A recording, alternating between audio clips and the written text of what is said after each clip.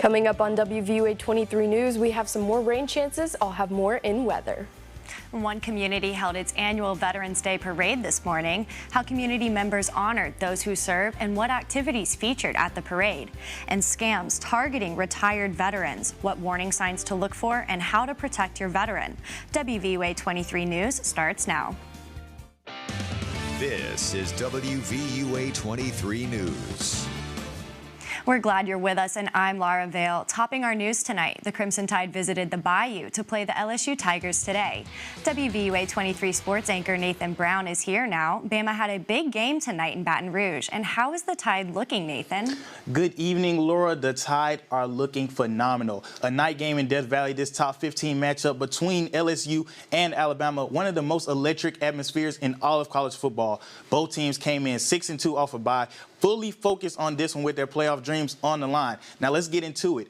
In the first quarter, Jalen Milroe came out absolutely on fire. 9 of 11 through the air and a rushing touchdown. You see Milroe using his legs right here.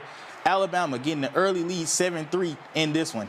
Now, LSU, they would go on and they will respond with the field goal here. But in this one, you're going to need more than field goals to keep up with how this Alabama offense was rolling. You see Milroe with the play action pass. He's going to find Haynes, who takes it off the left side. Alabama is rolling and they are in striking distance. On the very next play, Haynes gets it again, powers his way into the end zone, and Alabama is up with an early 14-3 lead in this one. Now, late in the second quarter, LSU got a big-time stop before this play, but it's Jahad Campbell who's running free, and he gets the strip sack. LSU unable to maintain any momentum in this one, and the Crimson Tide are feeling amazing. Now, once again, the story of this one so far was Milroe magic, and he has made it happen through the ground all day. It's been the same story. 4 for 4 for Milroe on the ground, 4 rushing touchdowns. He passed the single-season rushing touchdown record for an Alabama quarterback, and Alabama is absolutely running away with this one right now. It is 35-6, and it's just been a dominant performance. They say LSU, Death Valley is where dreams come to die. Well, the Crimson Tide are wide awake, and their playoff dreams are right in front of them, Laura. Thank you, Nathan. The family of NASCAR giant Bobby Allison announced his passing today. Bobby Allison was 86 years old and in declining health when he passed away, surrounded by family. The NASCAR Hall of Famer led the Alabama gang, which included Alabama-born drivers. Arrangements have not been announced, and the family asked that in lieu of flowers, you donate to causes close to Bobby and his family. NASCAR chairman and CEO Jim France, in a statement, says Bobby's impact on motorsports extends beyond record books. And Veterans Day is Monday. This week, thank a veteran for their service if you haven't already.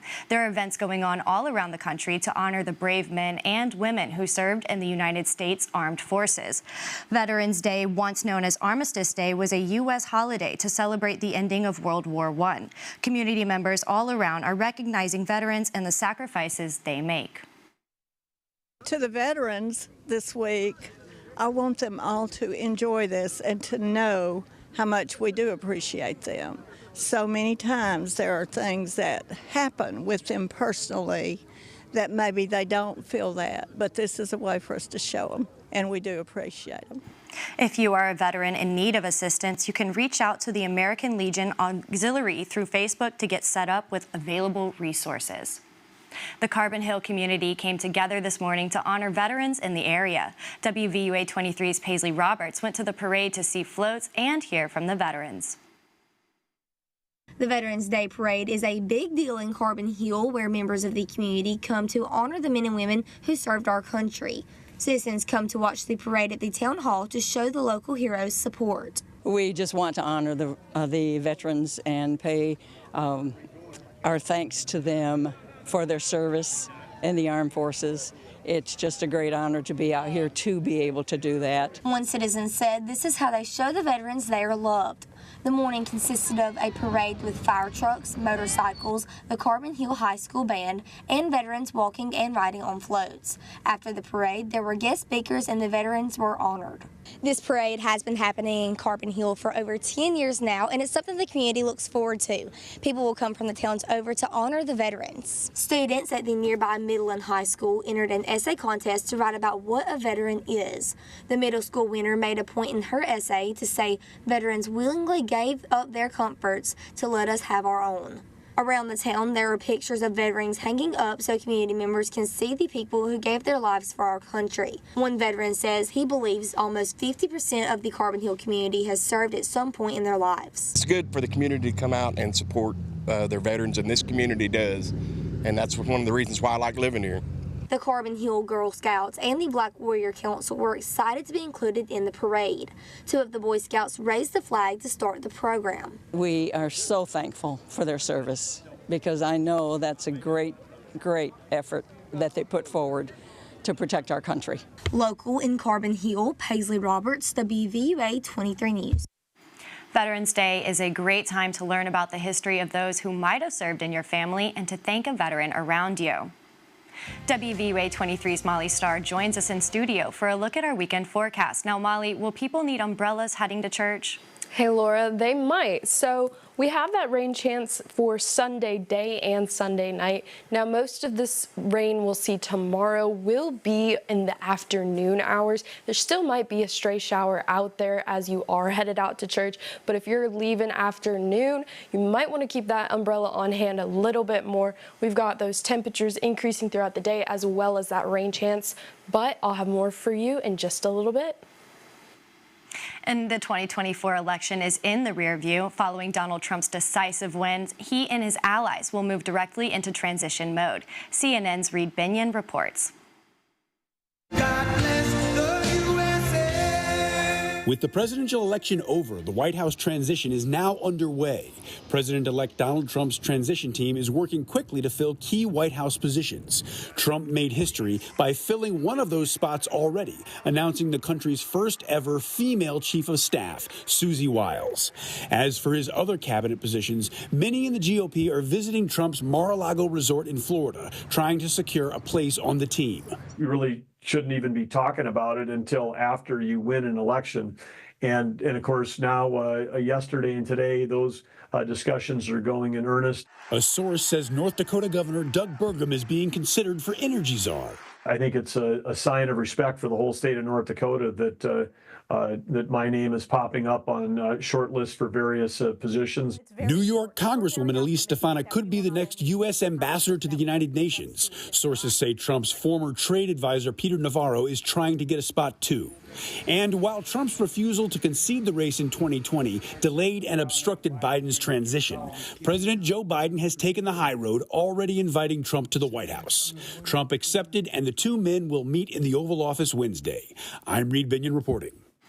President-elect Donald Trump will officially take office in about 10 weeks.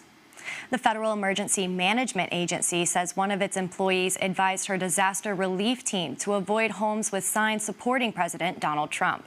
It happened in Florida after Hurricane Milton. The agency did not identify the employee, but said she has been removed from her role. FEMA deployed a new team to knock on doors of the people who may not have been previously reached as a result of this incident. Alabama Senator Katie Britt released a statement condemning this incident. Senator Britt is demanding answers by November 15th from agency leaders. U.S. Customs and Border Protections is warning of a phone scam that's targeting residents nationwide. On Friday, the CBP said they are receiving numerous calls from people concerned about unsolicited calls from scammers posing as U.S. Border Patrol agents and officers. Phone victims report that scammers are using stories of intercepted drug shipments to gain personal information. If the victim refuses to comply, the scammer threatens that the police will arrive. The CBP will not ask for money over the phone. And the Better Business Bureau is warning against fraudsters who are out to take advantage of retired military members. Scammers know navigating government programs and benefits is complicated, and they're preying on that. BBB Scam Tracker has received numerous reports of con artists who pretend to represent the government and target veterans with promises of special grants and other programs. There are no government programs that ask you to pay a fee. That's the key to get out to the veterans is if someone contacts you and says, I've got this special program or this special government program that's available to you or might be available to you, and all I need is you to pay this registration fee or this application fee. That's false. That's a scam. There are no programs like that. Vets and their families can go to bbb.org to find out more details on these and other scams. Updates on the controversial University Beach Resort plans, how plans would impact residents, and what the developers' next moves are. And the city's seasonal ice skating rink is returning, when residents can begin enjoying holidays on the plaza and Tinsel Trail. Those stories and more when we return.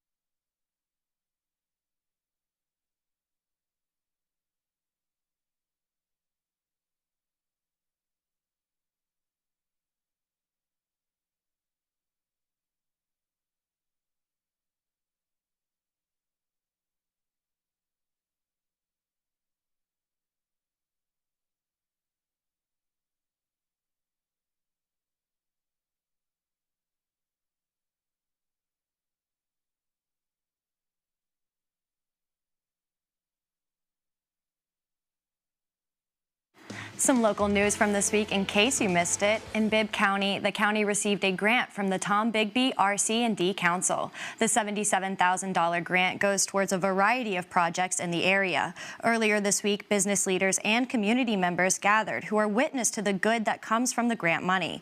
The money will have a big impact in Centerville for public safety and facilities projects.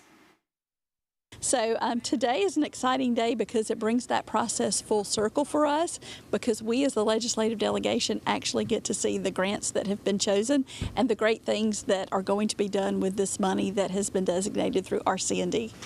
Centerville Police Department was able to purchase new equipment using the grant money. And in Northport, plans for a $350 million water park development will have to be modified. Developers of the University Beach have withdrawn their permit application for the discharge of fill material into waters on the proposed construction site. The Tuscaloosa County Commission voted unanimously last month to draft a letter to the Army Corps of Engineers asking that no further permits be issued for the project. They were waiting on information from the developers about plans that would impact county land around the massive project. Many residents who live near the 100-acre project just off Highway 82 have been vocal about their opposition. The plans call for a massive lagoon, a water park, hotels and condos, and retail space. We've reached out to developers for an update and have not heard back. Tuscaloosa City Schools is cutting back funding for their summer learning program for the 2025 school year. TCS will only have funding to serve approximately 1,200 students at 6 school sites. The failure to pass the recent tax referendum and COVID funding ending means at least 7 schools will not have funding for a summer learning program. Those schools are Verner, Rock Quarry, Tuscaloosa Magnet, and Woodland Forest Elementary, and Tuscaloosa Magnet Middle, Northridge Middle, and Northridge High School. Managers say say if summer learning programs are offered on those campuses, families will have to pay for their students to attend. And the wait for the annual return of Holidays on the Plaza is almost over. The outdoor ice skating rink returns to Tuscaloosa on November 29th and remains open until January 20th. Guests can enjoy ice skating at Government Plaza next to One Place's Tinsel Trail. Businesses and civic organizations decorate Christmas trees all along the trail. Admission to the event is free, but guests have to pay for passes to ice skate. Tickets can be purchased on the site and are good for any day of the season. The Red Kettle campaign has begun. It's the Salvation Army's oldest and most important annual fundraiser. The money raised by the campaign will provide food, shelter, and social services to residents who may be in crisis after the holiday season ends. The Salvation Army has set a fundraising goal of $80,000 this year. You can now contribute by credit cards, Apple Pay, Google Pay, and Venmo, in addition to the traditional Red Kettle and bell ringers outside area businesses. Well, still ahead, we've got slightly cooler temperatures are headed our way. Come back after the break to find out more.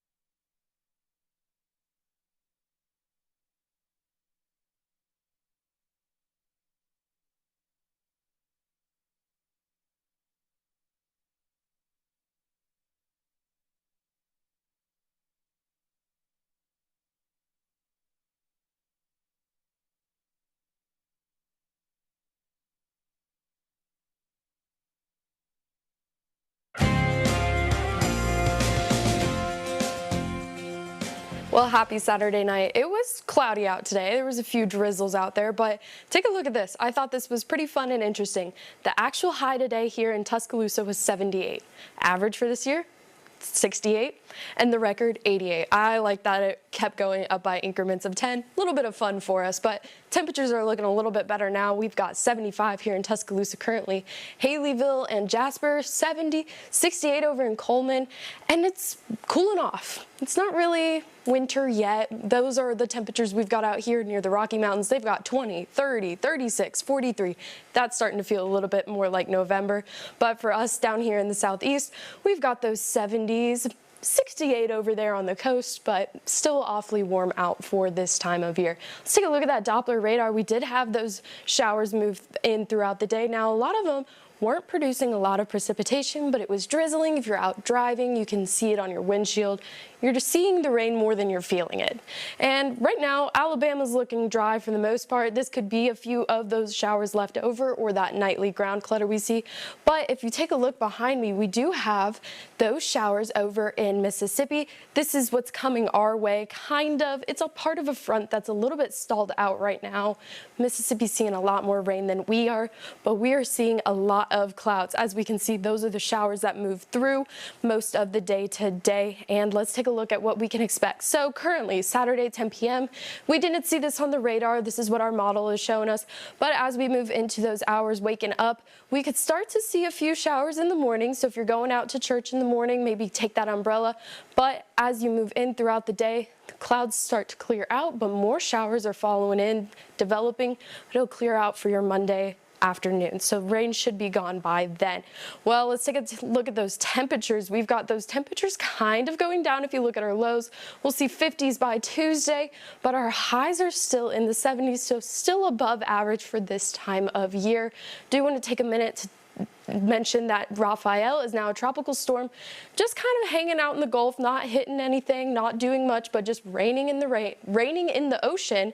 And he's not going to hit landfall. He's actually developing a lot less. So we're starting to feel a little bit cooler. We've got 46 days until Christmas, but how much cooler do we need to get? Well, we got Veterans Day tomorrow. We've got 76 for Monday, so a little bit cooler than our 80s we saw last week. Tuesday warming up as that sun returns. Another rain chance Wednesday, Thursday. But Laura, these chances are a little bit like what we're going to see tomorrow. It's going to rain a little bit Wednesday night into Thursday, but it's going to be a really nice, mostly dry week. Again, not everyone's going to see rain, just some drizzles out there. All right, well, thank you, Molly, and stick around. We'll be right back for sports and more.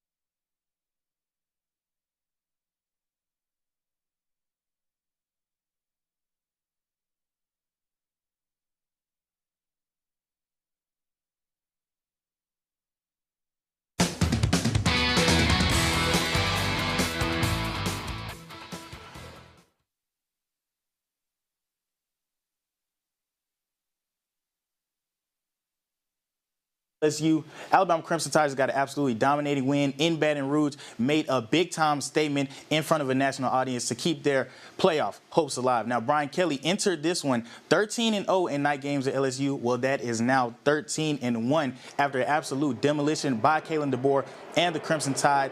Jalen Milroe was absolutely on fire in this one. You see his legs being put to use, and that was the story for Alabama all day in this one. Much like he did last year, Milroe was able to get the offense rolling with his legs. He had 4 touchdowns, over 190 yards on the ground. LSU here kept things close early, keeping it at 14-6, but it would just be too much Alabama. Milroe is going to drop back. He finds Haynes along the sidelines, setting Alabama up for another score.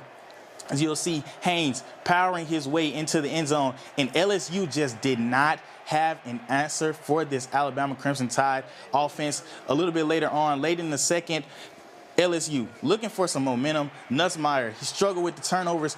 3 turnovers for LSU in this one. That Alabama defense really focusing on taking the ball away there. Jahai Campbell coming away with the strip there. It was 21-6 at half. You see Milroe powering his way into the end zone again, and it was absolutely all Crimson Tide. They looked phenomenal in this one, making a big-time statement as their playoff dreams are just around the corner. 42-13, the Crimson Tide take it in LSU.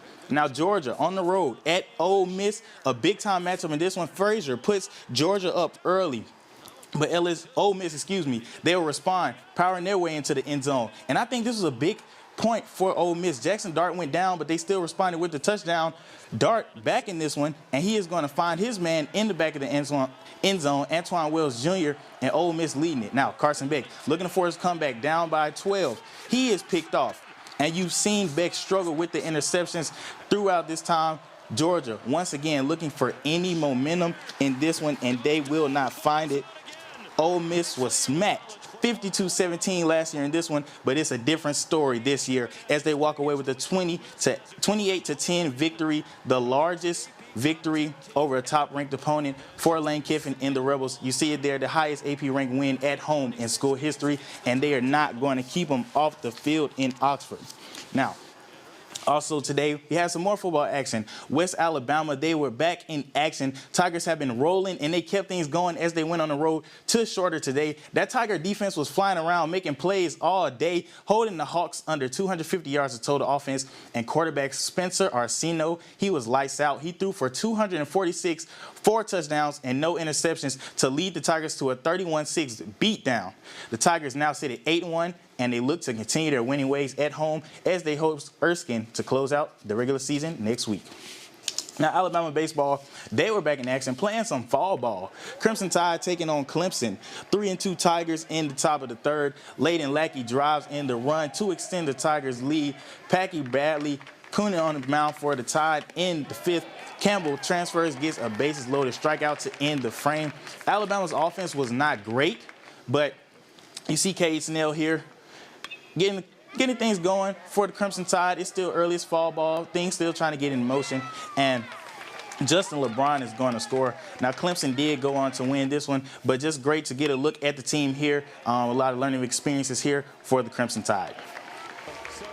Now, last night, former Alabama assistant Coach Brian Hodgson and his Arkansas State Red Wolves in town visiting number 2 ranked Alabama Crimson Tide. Now, Alabama struggled from deep shooting, 19% in this one, but Aiden Holloway, you know what he does. He finds the bottom of the net here, getting things going. Now, the Crimson Tide, they have the versatility with Grant Nelson. He finds Cliff Amore, and you see the versatility with Nelson at the 4. But look, on this play, Nelson says, look, I can do this too. This Alabama team is so deep, but we knew Hodgson and his guys would be ready to play. They would keep things close throughout this one. Alabama offense struggled, but when you have Amore doing that in the paint, it's able to keep you going. Alabama will walk away with this one in an 88-79 close matchup. Great learning experience for Alabama and Crimson Tide. Nate Oates talked about what a competitive matchup it was following this one. Good team we just played. I mean, thought they're well coached. They got great talent. They play hard. We needed to be pushed. I think they exposed some stuff we got to work on. But, I mean, they gave us everything we had. It was. Yes, Lord, it was a great day in sports. SEC rankings clearly getting shifted up. Big-time upsets, things going on around the country. Can't wait to see what Alabama basketball does as well. It's just a great time of year for sports. Back to you. Absolutely. Thank you, Nathan.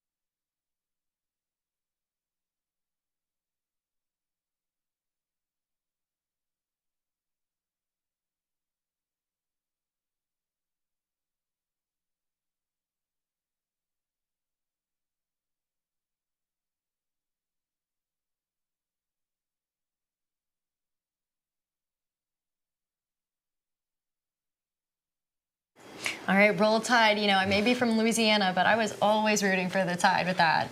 I mean, coming into this one, I'm sure you were just like everybody else, all Alabama fans, nervous Nelly coming into this one. But I don't know, a dominant performance. We'll see where they go from here. Absolutely. All right, our weekend forecast, Molly? Yeah, it's going to look a lot like today for your Sunday, maybe a little bit more rain tomorrow night. Monday, those showers should be clearing out by noon. Sun returning Tuesday, and temperatures are starting to finally drop, and Laura, we're starting to get fall.